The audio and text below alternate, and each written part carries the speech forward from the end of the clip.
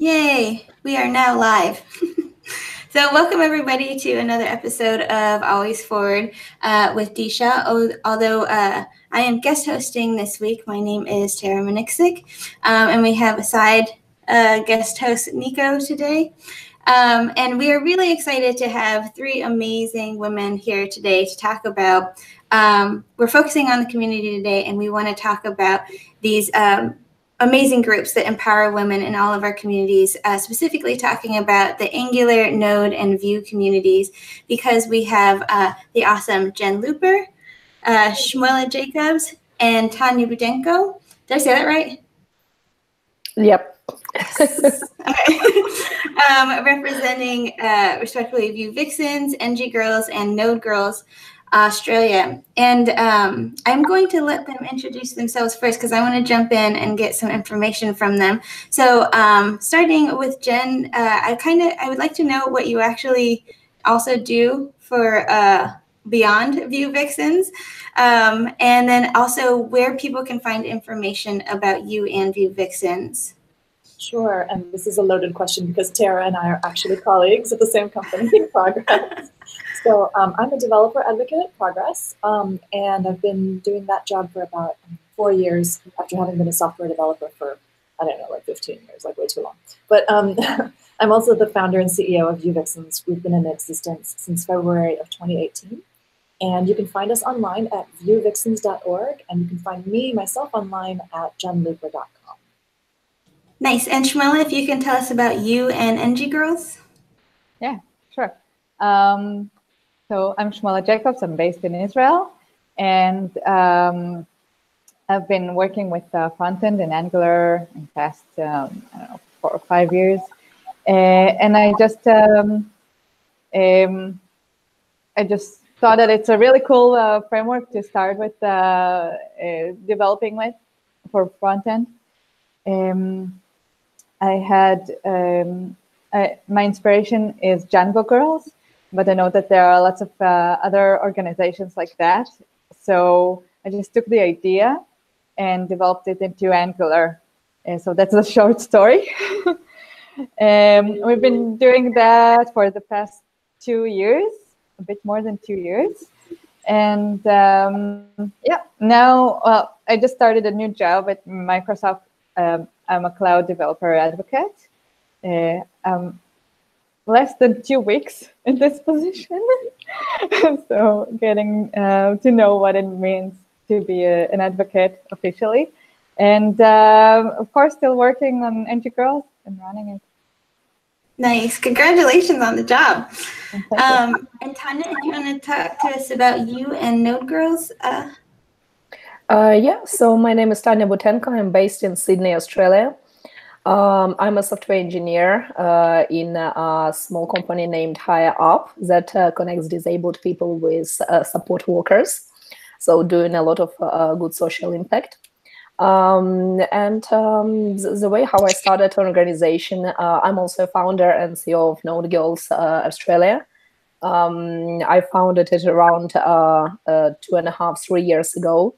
And I guess my main inspiration was when I just started coding by myself around 4 years ago. It was not that many resources and it was not that many organizations around Australia that were supporting women in this field. And I was like trying to find any place where I could go. I was going on different type of events, but my favorite ones were the practical ones. And unfortunately, it was only women who code who were running them here in Australia at that time. And when I started having a bit more free time, I decided, yeah, like we need to do something. We need to do more events. So that's how initially it started in Australia. And now our organization runs all around the country, and we had a lot of followers, and people absolutely love it. Yep. That's really awesome. I feel like that's the hardest part, is the actual doing something part. So that was kind of a good start of the origin stories of Angular Girls and Node Girls. Jen, do you want to talk a bit about how Vue Vixens started? Yeah, it's funny that Shmuela mentioned that NG Girls was inspired by Django Girls, because we were actually inspired by NG Girls. So it's really cool to have. I think I led a group of NG Girls at in Paris at NG Europe, And I was sort of inspired by that, and I was kind of transitioning out of the Angular community and learning more about Vue, and it just struck me, oh boy, this is a community that really could use this sort of a program. So I wanted to not call it Vue Girls, it just didn't sound as good. I wanted to have some alliteration, so we decided, because everyone loves foxes, to go ahead and go with Vue Vixens, and that kind of was a great match. And so it's kind of like the name, and then the logo, and then the business plan, you know. So that's kind of how I roll. Here's a little fox preview. That's right. I love that logo. So I'm curious, and especially for people who are thinking about starting groups or organizations, or just interested in how these organizations have formed and changed over time.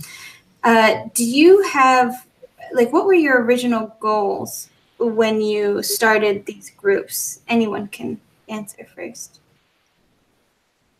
Yeah, I guess I can go, because we did have a lot of changes during this like 3 years period. We did change the name recently as well.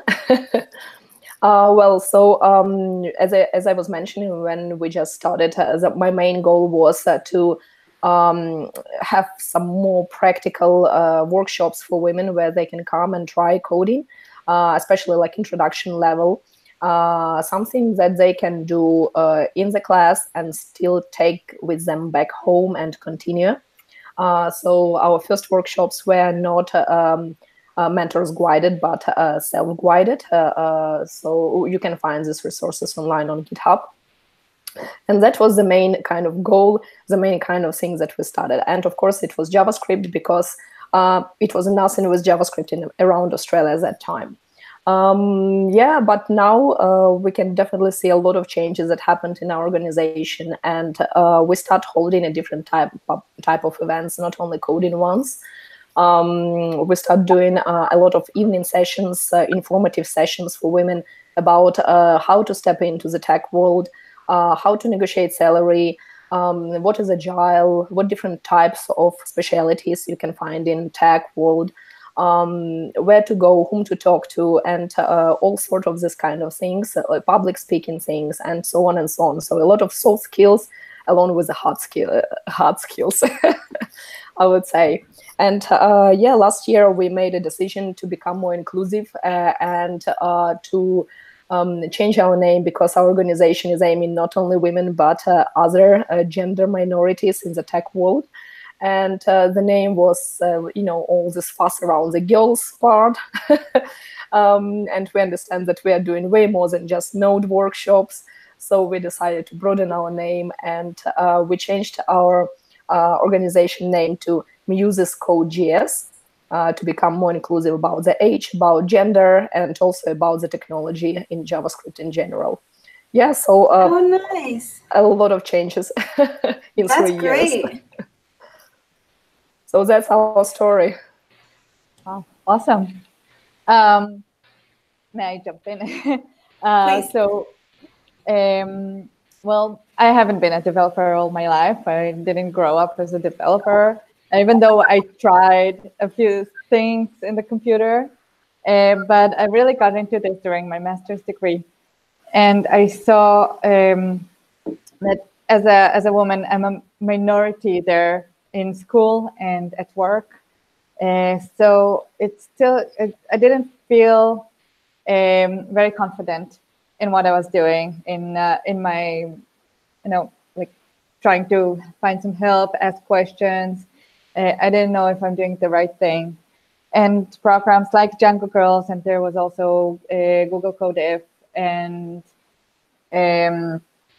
Rails Girls, all those I participated in, and it gave me a lot of the confidence that I needed. And these programs, they didn't only bring me to communities of women who are coding, but we also had mentors. Some of them were guys, and that was really, really a great experience to see how a guy is actually helpful and so so nice, and also doesn't know everything because sometimes we're afraid to ask questions just because, we're kind of a minority there. So we think maybe it's us. So I was really confident to ask questions, and not only in the technical level, also personally, how it's like to work in tech. And then I got into AngularJS at first, and that was a really, really great experience. And then when Angular came out with all the tooling, with Angular CLI, I saw how much fun it is, how easy it is to get into programming and building your own stuff. So I just said, okay, we got to bring this to the community. It was really exciting for me to work with Angular. And front end in general, you just do something, you don't have to wait half an hour for it to compile. That was my experience with C++ before that. You immediately see what you're doing, and you also know that you can't really break anything drastically. So I think also that HTML is something that's really easy to start with, easier to understand than JavaScript. But then I actually learned JavaScript through AngularJS. I took an AngularJS course, and that's how I got into front-end and JavaScript. So that's how we started. So yeah, so then I remembered what we had with Django Girls, and I said, wow, we should do something like that. Now is the time. Nice. That's really awesome, and I think that's one of the great fundamental things about JavaScript is it's a bit more approachable than C++ or Java. So yeah, a little bit. So it's like really nice to these frameworks that are evolving around JavaScript that are evolving around the communities to help people learn them even more. Jen, what about you? I know Vue Vixens is still quite fresh, but has much evolved or changed in the goals that you originally had? Yeah, that's a great question. We are pretty young, a year old coming up, but we've really evolved a lot. Actually, it's very, very eye-opening and interesting to me. And what happened was we started seeing a huge amount of traction for our efforts in South America. And it seemed to me that, okay, so if we follow the conference workshop model, we keep doing workshops at this and that large tech conferences, then we're limiting ourselves to places where there are such large technical conferences, US, Canada, Europe. And where I saw people, really pinging us and clamoring for help and and who were really interested in building the program was actually South America. And I had the luck to go to Argentina last, I think, July. And it was one of these life-changing experiences. You see the level of amazing people down there, the level of hunger and the level of community engagement. And you're like, we have to do something a little bit different. So we started opening a chapter model, and Argentina was actually our very first chapter. So the girls in Argentina are just tearing it up. And at this point, we just opened chapter number 15 in Colombia. So Colombia is online. And this has all been made possible by my worldwide community organizer, Diana Rodriguez, who is a Venezuelan lady whom I met in Argentina. She then went to Uruguay, and now she's up in the US working. So, and she is this incredible community builder and has deep roots in South America. So we're just growing leaps and bounds there. The girls in Mexico City have already done like a community-wide posada. In Peru, they're doing incredible stuff. Chile, like I said, Colombia. We've got some important stuff going on in Brazil. And another thing that I found that's been very interesting to watch is the meetup model, if you have chapters, is a challenge in South America because it's hard to leave work at 6, and if you're a mom, go to a meetup, and there's an awful lot of guys who go to these meetups as well, and that kind of dilutes the mission. So we're looking now maybe to move some of our meetups online and do it sort of like invitation-only Google Hangouts, specifically in Brazil, which has very specific challenges. So the point I'm trying to make is that what we're trying to do is evolve the program globally so that it can serve our local constituencies while also keeping the mission solid. The mission is always to educate women and people who identify as women in all walks of their career, whether they're just starting with Vue.js or whether they're like a mid or senior woman who's, you know, getting fed up and is thinking of like failing. So lots of really interesting stuff going on, and I'm just kind of watching and learning.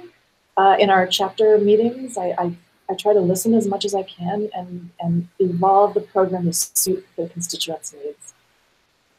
That's really, and it's funny because I feel like more and more when I'm out in the community, I hear of more cases where it is women who are in the industry that are getting really fed up and are not wanting to be there anymore, which is super depressing because I love most of the people that have told me this. I'm like, no, please don't go. But that kind of brings me to the next question. And it's about basically how did the community react to the creation of your organization? I know, Tanya, you and I met actually at Node Summit where you gave a talk on Node Girls.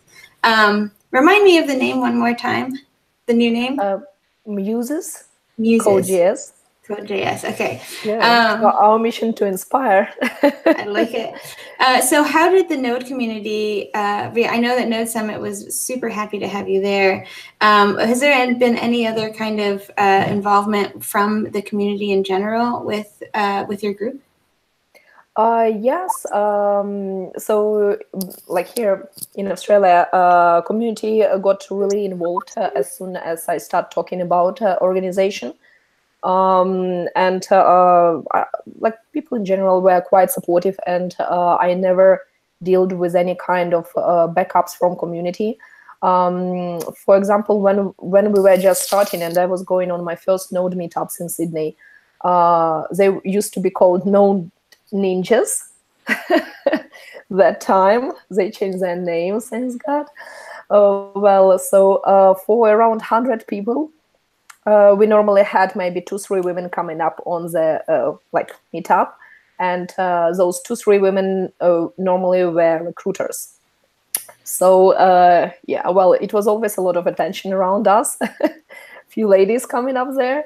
But as soon as I start talking about like doing something like that, I got a massive support from organizers of Node meetup in Sydney. After that, straight away, Melbourne kicked in. And then like it just like start going like a big snowball.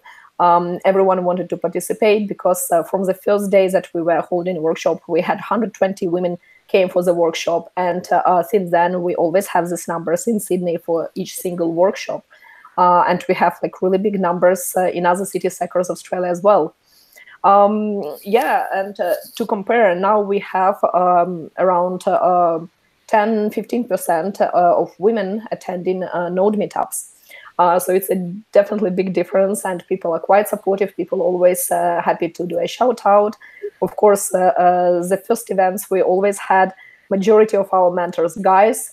Now it started changing a little bit with the time, and we're really happy to see that women who were like coming out on our first workshops like around a year or two ago now coming and mentoring on our workshops. So this is really amazing, and we are trying to encourage women to come and mentor, saying like, you know, even if you're a beginner, that's completely fine, because you can definitely explain some of the basic things to someone who never been coding before, and for you it will be way easier to do so. So yeah, it's a massive support. When I was in USA at Node Summit, it was a like massive welcome for me, and I was extremely happy that people were so interested to hear what I can say and to share the story and share about the communities and how anyone can participate in it. I also after that went to Colombia to a Node conference there, and that was a time when I was a bit nervous because knowing kind of not that much about South America communities and hearing much about machismo, about big difficulties for women up in South America.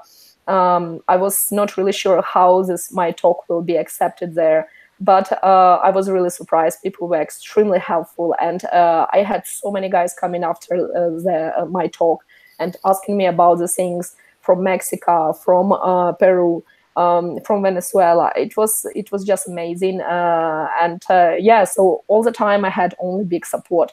I think the only kind of community resistance was I was meeting is among Russian Ukrainian women here in Australia, and I was thinking for a very long time about it, and because I'm by myself Ukrainian, and I was like, you can clearly see that we have a big problem in Eastern European countries around the diversity in the tech, around the attitude, and it can be really nasty up there sometimes. And I was really questioning why, like when in the place where you can see it so clearly, why you're saying that there is no problem.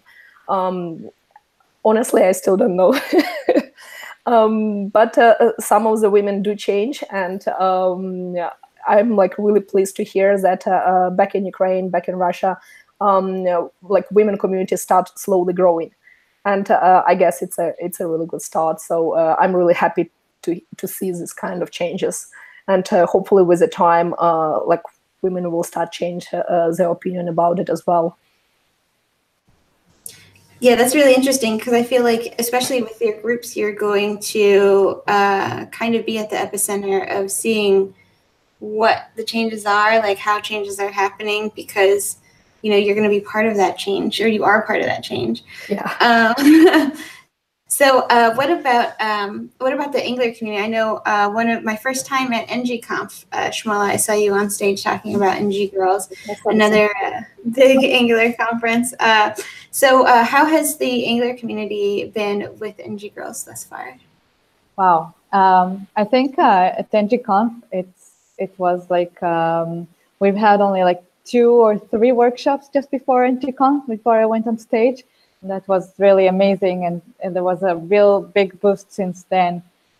So since the first workshop, things were amazing. We had a lot of engagement from the community. It was really easy to find enough mentors. So the first event, we had 45 women and 15 mentors. And that was in Tel Aviv in Israel. And that really gave me the motivation to keep on going. And then whoever I talked with in the community really wanted also to help us organize that. So the second event was at Vue Vikings in Copenhagen, where Sherry helped me organize this as part of the conference, even though no one really knew what it is exactly. They said, okay, it's a free workshop, and that's what we're doing. And then I also have to mention that at this workshop, one of the mentors was Robert, who's really helping me, also organizing a lot of the events that we're doing. So in almost all the Angular conferences, they're really willing to have an NG Girls workshop as part of the conference all around the world. And also companies want to host the workshops without any relation to any event, just by themselves. So that's been really huge. And you've mentioned South America, and that's really amazing because they had a huge event, a huge NG Girls event there. But they built their own content for the workshop itself and did it in like their own way.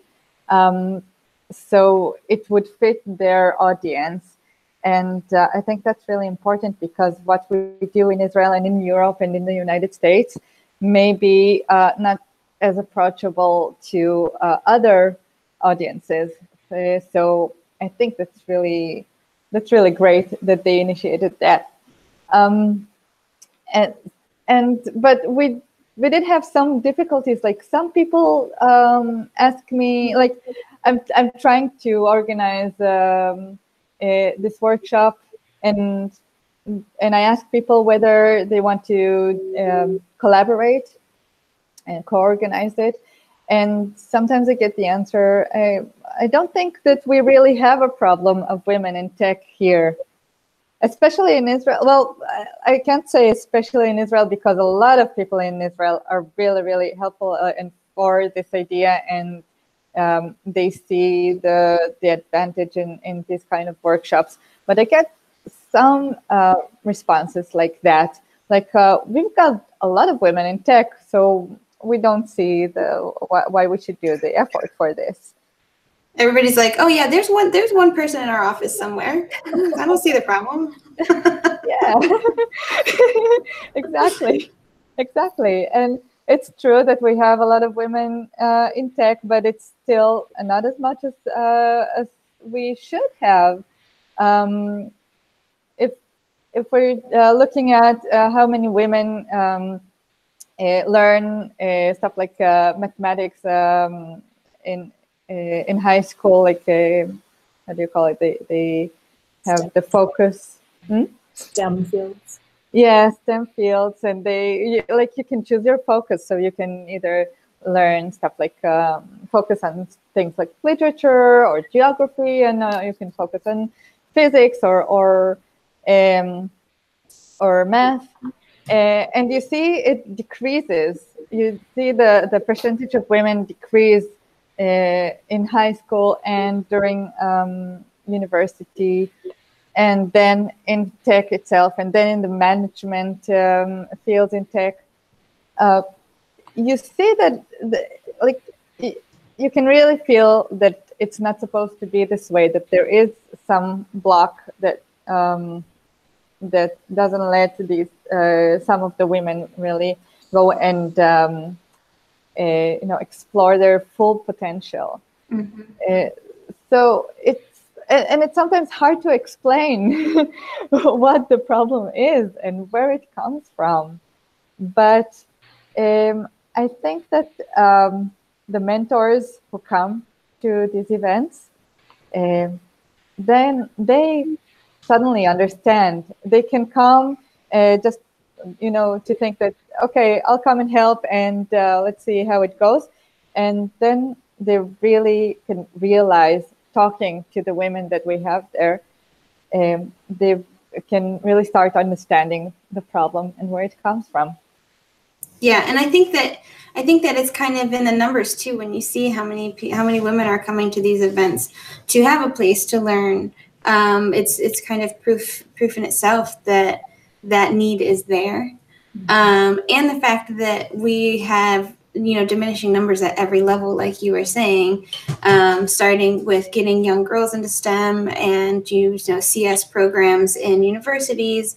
And then unfortunately, like again, what we were talking about of like women currently in the field who have, done the work to get to this industry and, obviously really like it. And that's why they're in it.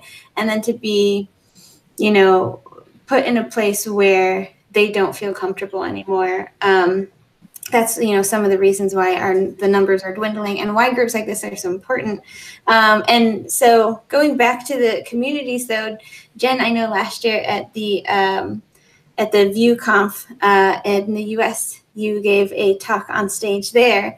So how all three of you have done like the big conferences in your industry. So have you felt good support from the Vue community? Yeah, it's very interesting how it's kind of changed and evolved and how diverse the response has been. I actually launched Vue Vixens on stage at the Vue Amsterdam conference last February. And so with this next conference, we'll have sort of like a 1-year birthday party coming up in Amsterdam as well. And I just put up a slide. I'm like, I'm going to launch a thing. Here's the logo and here's the name. And people went bananas. So I got so many supportive tweets, and this was in Europe. I did not expect, admittedly Amsterdam, okay, but I really didn't expect to get the positive feedback that I got there, and it really gave me a boost to go ahead. So luckily, it was all happy vibes coming out of Amsterdam, and I felt very supported by the community. And going forward, it's been I'd say like 80% of awesome support. There's, like you've all said, it really depends locally. I've heard feedback such that we're overexposed, such that the only women on stage at Vue conferences happen to be Vue Vixens, and I'm like, I can't help it if we're awesome. Not my problem. You know, if they're affiliated with us, you know, you're just going to have to cope. But it's but that kind of criticism also comes from Eastern Europe. So again, with this kind of strange vibe we have in some parts of the world. Our chapter leader in Mauritius had some different negative feedback. Fortunately, she was very supported by, she did a thing at DevFest, a workshop at DevFest. And so she got a lot of positive and also a lot of negative feedback. So it's very interesting locally how it's going. My job is to listen to feedback and try to respond to it if I can provide a helpful comment into the conversation. Where I actually draw the line, I don't bother too much with, you know, trolls who are writing nasty things. I've been compared to a Nazi. You know, I'm like the nicest Nazi you've ever met. You know, this is not, you know, I mean, I've had the comments on the articles that you're going to expect from the internet trolls, but where I draw the line are academics who come and jump on, you know, the concept, because these are the people who are educating and who are really influencing younger minds. So if an academic comes after me, the gloves come off. Other than that, yeah, it's been mostly great, and we do have on our advisory board we have Evan Yu, who's the founder of Vue.js. So I do appreciate that he's supportive of this type of thing. And as we go forward, we'll have to see. I hope that we'll just become really mainstream, and then eventually we'll get 50-50 women parity on stage and in the community, and then we'll just disappear. So this is like the goal, right? We all want to be the end of the community, right? So you have a goal in mind. I think that's a good thing, right? So, yeah. So that makes me kind of brings me to the next topic. I know, like, all of you have touched on the point that some people are saying that this isn't even a problem that we need to address. So with that in mind, or just any other challenges in mind, has there been a challenge in your organization that you have had to deal with and were able to overcome, and how? Like within the actual organization of like NG Girls or Vue Vixens? Or? Yeah, so basically, so like what I'm curious, like what I'm aiming at with this question is kind of, I feel like there may be some overlap in challenges that some of you may have faced, and just letting people understand what challenges are out there for groups like this. You know, especially when people are just like, oh, that sounds sweet, how nice, a group for women to learn Angular. You know, like not realizing that there are real challenges that arise with, you know, let alone all the organizational things that you have to do to form these groups and to make these actual workshops happen. I know, like the NG Girls one that was after Google I/O, that was a massive one, and just the logistics of that, I'm sure, were ridiculous. Oh my God! Yeah. Yeah. Okay, so maybe I'll start with that, because I can talk about the basic challenges here, and maybe you can add some more complex challenges. So yeah, Google I/O. At first, we didn't have enough registration to, you know, it's California, it's the Silicon Valley. There should be like at least 40 women registered for the event, but somehow it didn't spread out as much. So I started contacting local meetups, just joining meetups on meetup.com, looking for anything that has to do with women, and contacting the organizers. And some of them have responded, and they sent out the message to their community. And then suddenly we have more than 100 registered participants. Yeah, suddenly it's like a boom. Now, I'm doing all this while being in my Airbnb.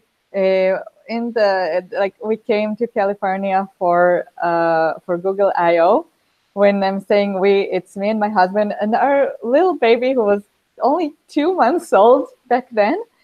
And I had to somehow find the time to manage everything, to send all these emails and then respond to all the questions, and then to manage the all the participation. Like we have a form, and then we have the sheets where we organize all the responses, and then I send more emails, and then I have to match mentors, and then I have to find enough mentors for the event because only we need like over 30 or 40 mentors for this. So how do we find them? So luckily, the local community was amazing with that. But really, the logistics for like all the emails and responding to all the emails, that was really a lot of job. And I was really thinking, like, I should hire someone for that. I haven't yet, but like I should. And also my teammates, Robert and Revital, are really, really helpful when they know that I'm busy. Like when I gave birth and I gave all my passwords to everything to Robert and Revital, so they like really got the hang out of things. But sometimes like there were like last minute emails that I didn't get to, and then I had some not really nice response like, hey, why aren't you responding to my email? And that doesn't really feel very nice. So really just managing these events. And then there are also other challenges like the content. So for the first workshop, we had to build the content from scratch. And then I had this brilliant idea of getting the community to do this. And I just organized a meetup. So now it's called Angular Nights, but back then it was Angular After Hours. And I just organized this meetup and gave it the title, The Best Way to Learn is Teach. And I let the participants just write, each participant had written a chapter for this tutorial. So that was like a nice idea, but there's still the challenge of updating the content, also going through it and making sure that everything is explained in a good, reasonable way.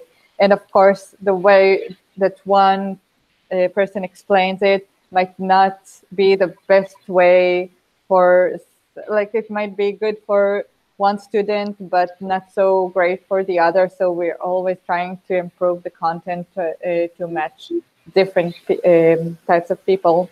That's a great idea, though. It's like instead of crowdsourcing, you're like community sourcing the content. That's a really smart way to go about it.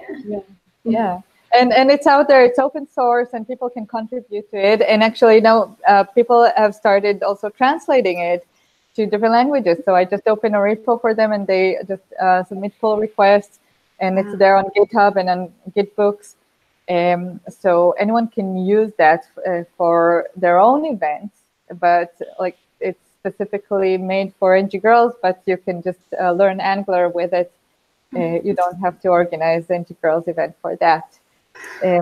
Yeah, so I'm really happy that they can be like, I have these resources from the community to rely on.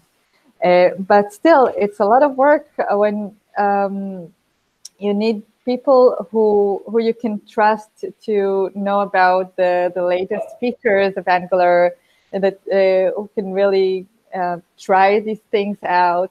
And it takes a lot of time to organize that.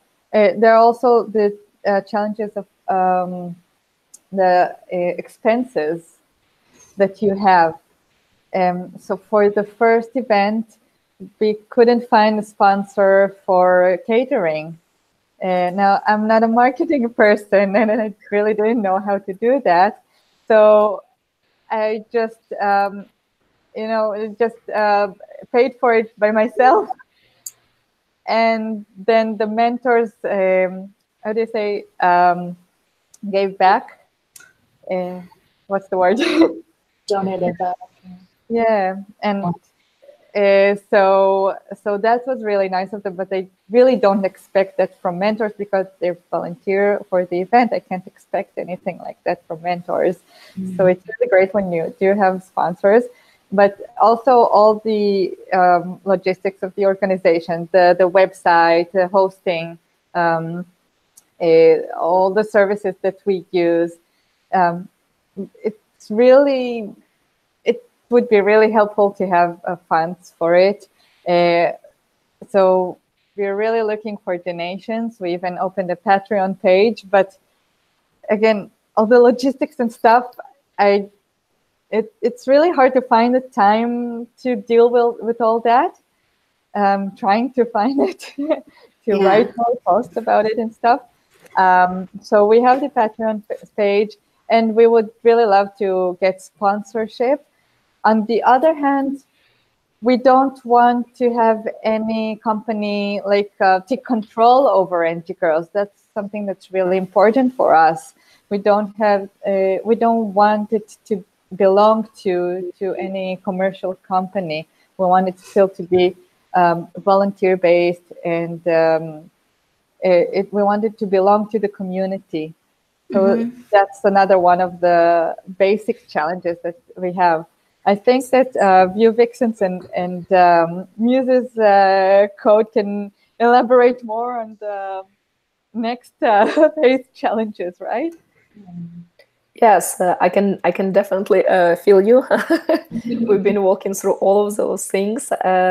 And I guess at the beginning, the major challenge was even when we had like so overwhelming interest from the first event straight away. But as I was mentioning, my main goal was to show to women that coding is fun, because it took me a lot of time before I decided to try coding. My husband is a software engineer, and he spent 7 years trying to make me try coding. I all the time thought that it's not that fun. My husband is a bit introvert person, so seeing him all the time sitting next to computer, communicating with me, sitting in another room through computer, communicating with his friends through computer, you know, and I was a person from like linguistics background and not related to tech in any way. And I was looking at him, I was like, no, you know, I prefer communication with people, not computers. But when one day I did try, I was so surprised how much fun coding is. And it's completely not what I expected coding is. And when I tried, since then I've been coding like every day. And by myself in my free time, because I had a full-time job that time as well. And when I was starting an organization, it was like the goal to give women a place for practical, like to come somewhere and practice in a safe environment where they can feel free to ask questions and communicate and share their stories. But also my goal was to show women that coding is not what they might think it is. And because of that, one of the main challenge from the beginning was, how do you advertise it? How do you reach those people who do not have a friends in software engineering?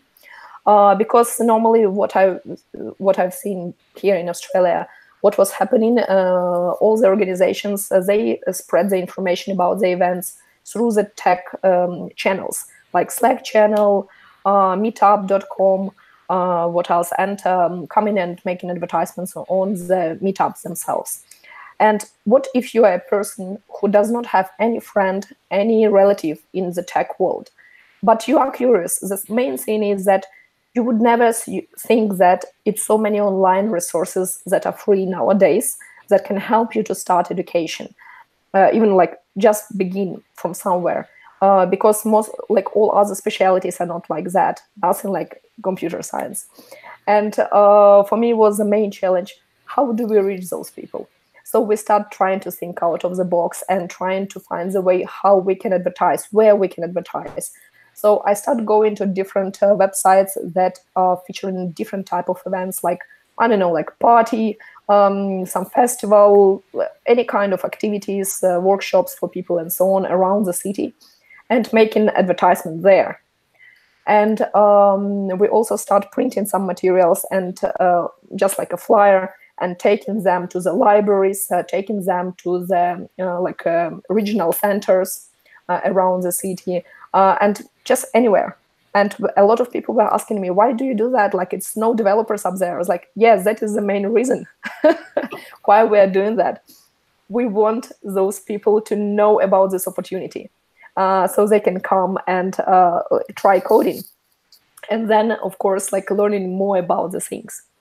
And I also want to mention about, like Shmuela was saying about the funding things. Yeah, even from beginning, I had we had a strong support from different companies. But I guess one of the challenges as well that we faced is some companies who pretend they really support diversity, but they really not. And it is, I call these companies time wasters. It's when you actually invest so much time, you spend so much time meeting with them, talking with them, and they are like screaming everywhere that they support, that they want to do, but then you see no action from them, no action whatsoever. And I'm not even talking about like financial part.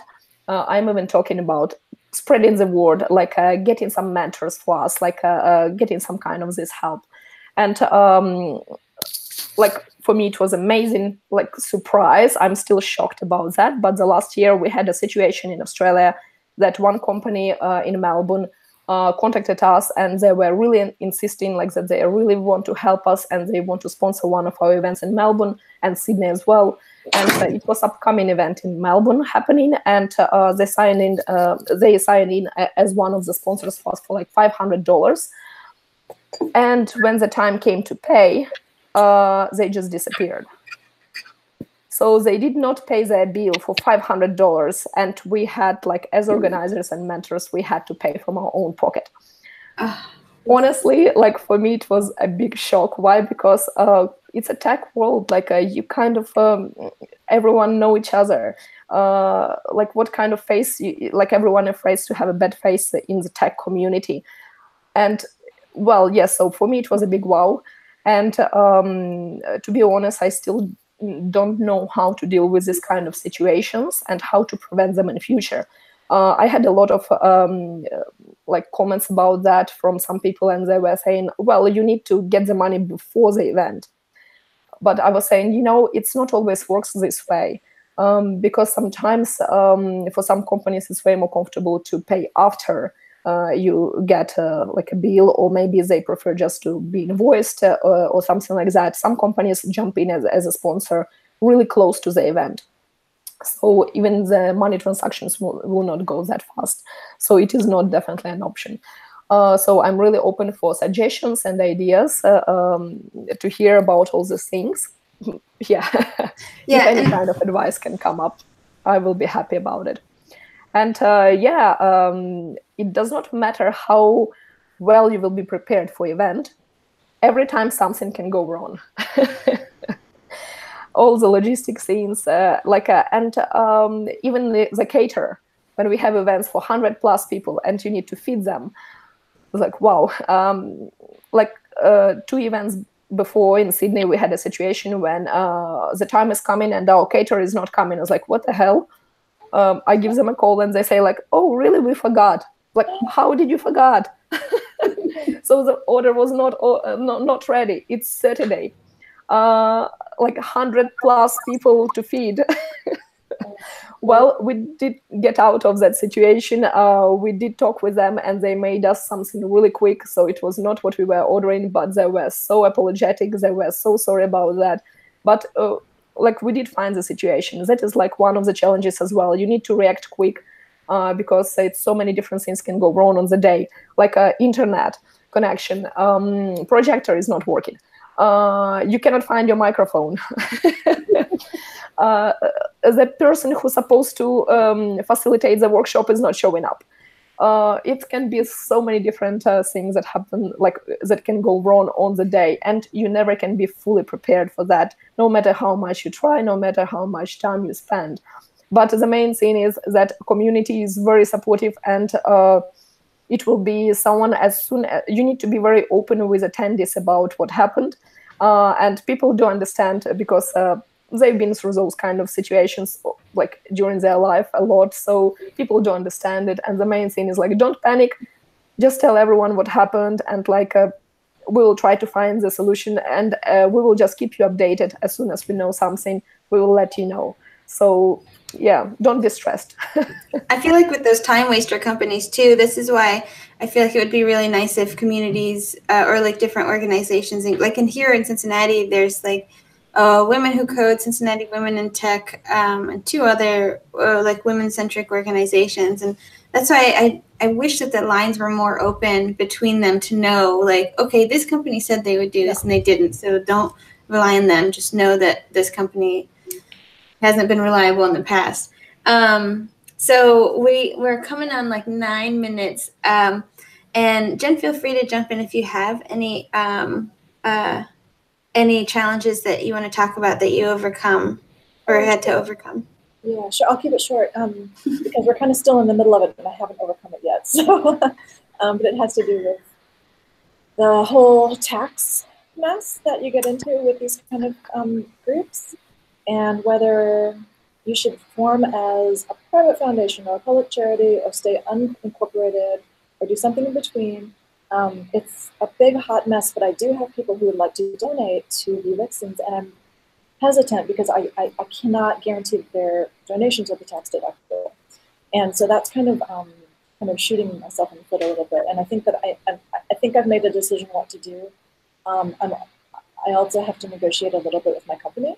So there's a lot of internal politics. Progress has been extremely supportive of Vue Vixens, and I really appreciate that.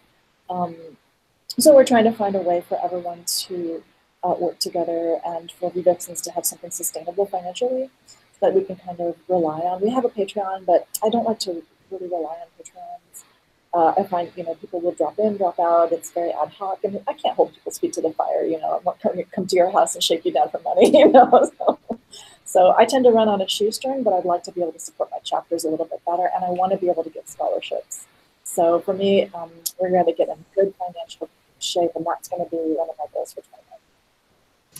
And also, I mean, like, yeah, you don't want to rely on Patreon, but please send me your links for any of the donation places or Patreons, and I'll put them on the video so people know where to donate to. I'd like to do a quick lightning round of the top 2 things each of you think that your organization would benefit the most of for people who want to help you. Like, what 2 resources are your top needed resources for your organization? I would say time. Oh, yeah. Yeah, so then we have a lot of people coming up and asking how we can help. And like you've seen my talk on Node Summit, and I was talking about different types of way how people can help, even when they think that they have nothing to give back. Yeah, so the main thing is their time. If you are not sure about how you can help, just contact an organizer and ask them, because it can be anything. Sometimes you even can be a photographer on the day, or you can just come and help up with all the logistic things, like set up the venue, welcome people, do the sign-in. Like if you're not really technical person, if you think that you are not that technical, not that good to help and mentor, so it's like a lot of different ways you can help as well. Spend your time to share the information about the group in social media. Write about your experience if you've already been on an event. So all these kind of sort of things are really helpful as well. Yeah, well, of course, mentoring, helping to write content, as Shmuela was saying. The writing content is like one of the really important things. Yeah, and yeah, the time.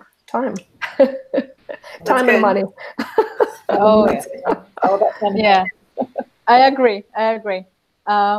We've also, well, we're trying to organize, like, to rebuild the website and organize like a new system for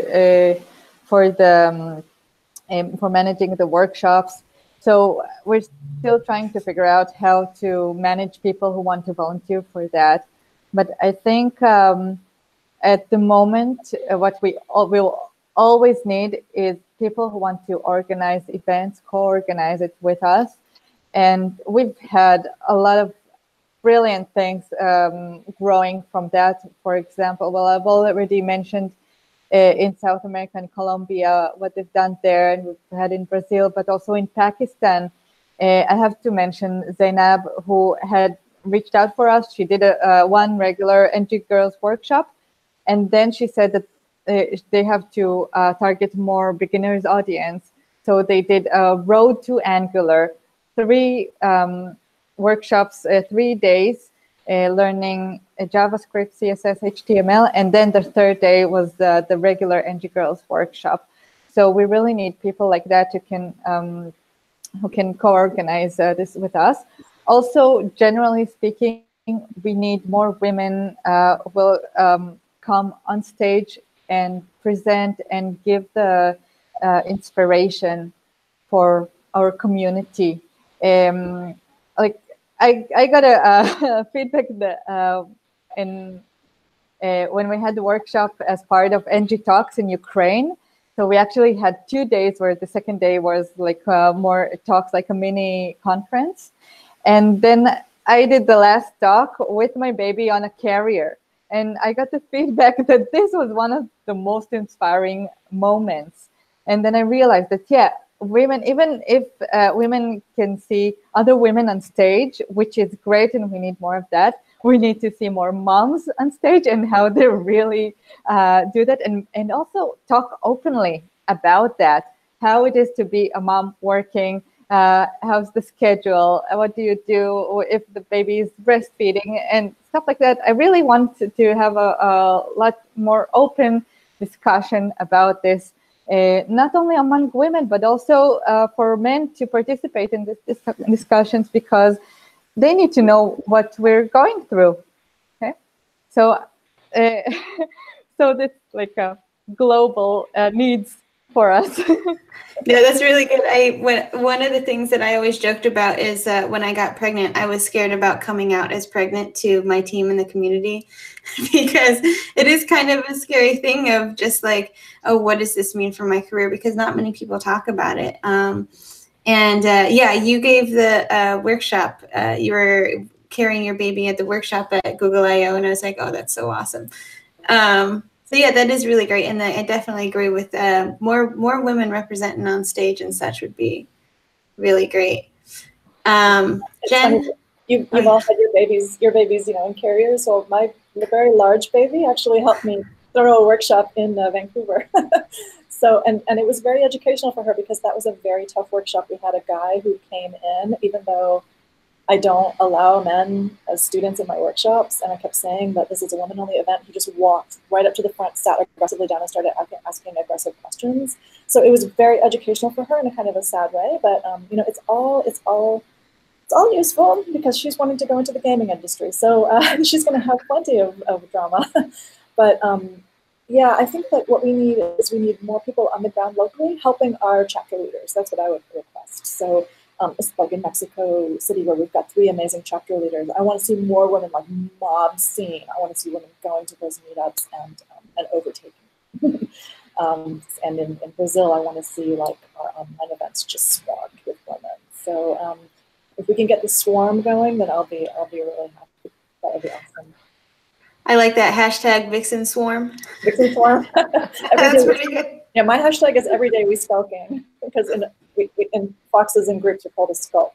So I don't know, maybe you ladies have your own hashtags, but that's us. That's really good. So I think we actually touched on a lot today. We're coming to the hour now, and there's so many more things that I want to know, but we will keep this to, maybe we'll have a part 2 at some point in the future and see where the groups are down the road in 2020.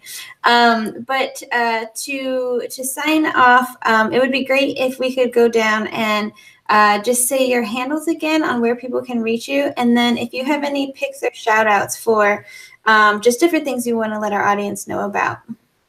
Start anywhere. Okay, the NG Girls website is ng-girls.org. On Twitter, we're Angular Girls, and on Patreon, NG Girls. And hopefully soon we'll also start the blog posts on Medium. So stay tuned for that. really a lot of changes that a lot of new things that we really plan to do, and to work more with the community, doing more engaging things, more ongoing support and workshops, not only one-time events. So we'd really love your help organizing this all around the world. Yeah, I can go second. So our website is musescode.org. On Twitter, you can find us with musescode.js. We also have like a separate Twitters for each city around Australia. We also have a page on Facebook, musescode.js. Yeah, I think we're like, we even have Instagram. So if you Google for this name, it will be everywhere. We also have the chapter that operates in UK. They still have the old name, nodegirls.com. They run only technical workshops, only like coding ones, once in 3 months. And in Australia, we do like all sorts of different workshops and cooperate with the different organizations that support small girls, that support like women of any age. Yeah, so that's where you can find us. So I'm easy. I'm vuevixens.org, Vue Vixens on Patreon, Vue Vixens on Twitter, and we also have all of our 15 chapters have their own Twitter accounts. So it's like Vue Vixens MX is Mexico, Vue Vixens ESP is Spain. I'm Jen Lupert on Twitter, and we blog on Dev2. So if you go to dev2/Vue Vixens, that's our blog, and we all kind of group together and do content all about Vue. It's good fun. So thank you very, very much for joining us today on Always Forward. But more importantly, like, thank you three for taking the time and the effort to do these groups, because I know it's taxing, not only just time waste, but emotionally it can be quite draining, and just schedule wise and getting everything together. So thank you so much for taking the time to do all of this and just really helping grow our communities in this way, because they're very, very important to these communities, and we can see how they impact the communities. And so we're very thankful. So thank you very much. And thank you everybody for joining the show either now or later on YouTube. And hopefully we'll talk to you all soon. Bye. Thank you. Thanks for having us. Thanks a lot. Bye.